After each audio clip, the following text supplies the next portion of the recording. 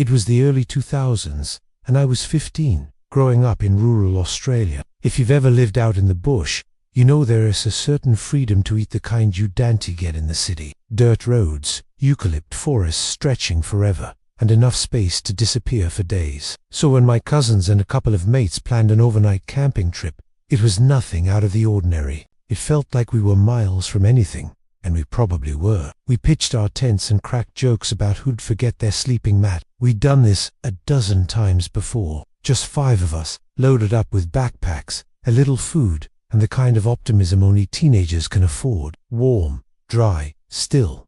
That detail seems small, but it's not. Not out there. In rural Australia, heat like that means fire bans. And those bans are law. My parents dropped us at the edge of the bush, and we started hiking up a massive hill. Usually, we'd camp near a set of caves we knew well, but this time, we decided to push deeper, try something new. It was summer. They came in fast, no hesitation. We barely had time to stand before they skidded to a stop, and 5 people jumped out. 4 massive guys and a woman, all dressed like backwoods. About an hour in, we found a pine forest, massive trees, thick canopy, soft ground. It was beautiful, quiet too. Now, we had brought some recreational herbs for the evening. I wasn't too keen on keeping it on me. I'd learned from older cousins that in the bush, you always hide what you don't want found. A punch to the face, then boots to his head and back. Blood hit the pine needles. My stomach dropped through the earth, and just enjoyed the kind of peace you can only get when you're 15 and far from adults.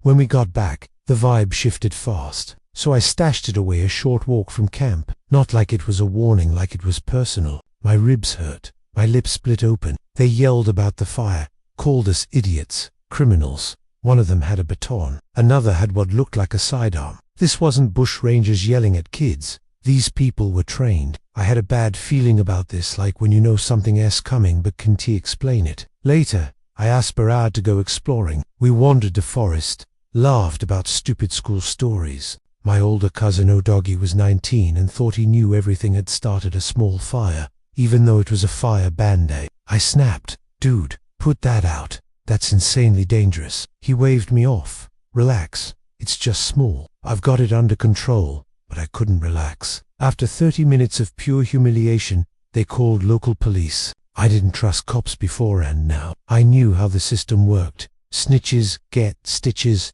that kind of thing. But my parents pushed back.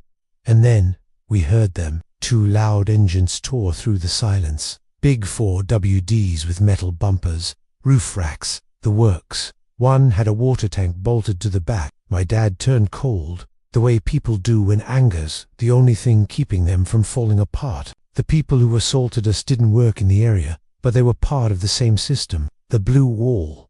Brotherhood. Whatever you want to call it. O-Dog tried to take charge. "Sorry guys, we're packing up. It was just a small fire." We get on the ground, face down. "Don't you ing. Look at me." He hesitated just for a second, and then they dropped him. No questions, no warning. Included the photos, the bruises, the split lip, the busted ribs, every sick detail. The rest of us hit the dirt without a word. They stomped on us too. Fired. It was like I didn't exist, and honestly, I preferred it that way. I tried to speak, just a whisper. "We're sorry. We didn't light the fire, please." The woman crouched beside me, calm, smirking. "What were you thinking?" I muttered. "You can't do this to us." She tilted her head. "Well, I'm a cop, and I don't give a F about you." And that was when it clicked. They were cops, or military, or both. And out here, that meant no one would stop them. And he looked like a Shelley's sunken, hair thinned out, jaws slack with boredom. They searched our bags, kicked Barad again for looking up, and kept us on the ground like animals. When the cops arrived, they took one look at our bleeding faces and said, "What happened here?" We all answered in unison. The one who smirked at my busted face and told us to walk. Nothing. They took our details and told us to go home. When my parents saw the state I was in, bruised, dirty, and shaking, they lost it. My mum cried. They wanted justice, wanted blood. I wanted to forget it. I told them not to press charges. So we went to the police station, and as soon as we explained what happened, the stone wall came down. They smirked, shrugged. "There's nothing you can do." It's over. We knew what that meant. They were covering for their own, so we went around them. All of us wrote detailed letters and sent them to the police ombudsman, an independent watchdog. Weeks passed, and then we got the news. The woman fired. Her husband, one of the main attackers. Also a cop. The local cops who dismissed us. One demoted, the other let go.